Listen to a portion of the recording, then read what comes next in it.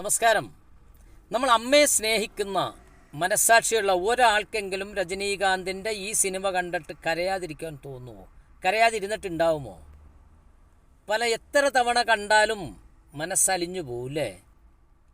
കാരണം അമ്മ എന്നുള്ള ആ ഒരു സത്യം, അമ്മയെ നോക്കാത്തവർക്ക് ഉയർച്ച ഉണ്ടാവില്ല. എല്ലാ ദിവസവും അമ്മയെ കണ്ട് അമ്മയുടെ അനുഗ്രഹം വാങ്ങിക്കണം അല്ലേ? അവസാനം ആ പാട്ടിൽ പറയുന്നില്ലേ, നേരിൽ നിന്ന് പേശും ദൈവം പെറ്റതായെന്ന്. അതായത് നേരിൽ നിന്നുകൊണ്ട് സംസാരിക്കാൻ കഴിയുന്ന ദൈവം, അതാണ് അമ്മ.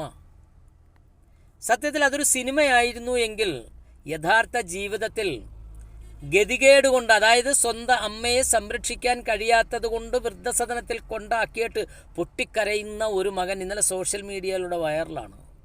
സത്യത്തിൽ ആ മകനെ കാണുമ്പോൾ അല്ലെങ്കിൽ ആ മകൻ്റെ സംസാരം കേൾക്കുമ്പോൾ വല്ലാതെ ഇടറിപ്പോവുകയാണ്, അല്ലെങ്കിൽ കരൾ അലിയിച്ചു പോവുകയാണ്. നിങ്ങളത് കണ്ടു നോക്കിയിട്ടൊന്ന് വിലയിരുത്തണം നമ്മുടെ അമ്മയ്ക്കൊക്കെ കൊടുക്കുന്ന സ്ഥാനം. ഇച്ചിരി സന്തോഷം കിട്ടുവാണെങ്കിൽ അതിനുവേണ്ടി ഇവിടെ ആക്കിയ നല്ല സ്ഥാപനമാണെന്ന് അറിഞ്ഞുകൊണ്ട് വന്നതാണ്. അല്ലാണ്ട് എനിക്ക് താല്പര്യമൊന്നുമില്ല അമ്മേനെ ഇവിടെ ആക്കാനായിട്ട്. പക്ഷെ എന്നെ കൊണ്ട് വയ്യാത്തതുകൊണ്ടാണ്.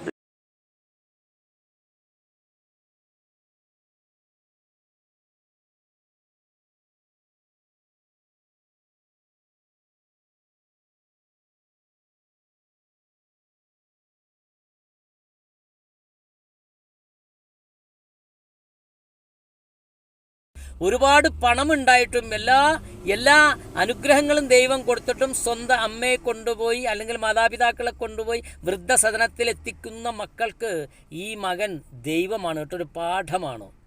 വീഡിയോ ഇഷ്ടപ്പെട്ട ഷെയർ ചെയ്യാൻ മറക്കണ്ട. ഒമാല ഇബ്രിയിൽ നിന്ന് കൊയിൽ നിസാർ. ബൈ. ഈ മകനും ഈ അമ്മയ്ക്കും ജീവിച്ചിരിക്കുന്നിടത്തോളം കാലം ഈശ്വരൻ മനസ്സമാധാനം നൽകട്ടെ എന്ന് പ്രാർത്ഥിക്കുന്നു. ബൈ.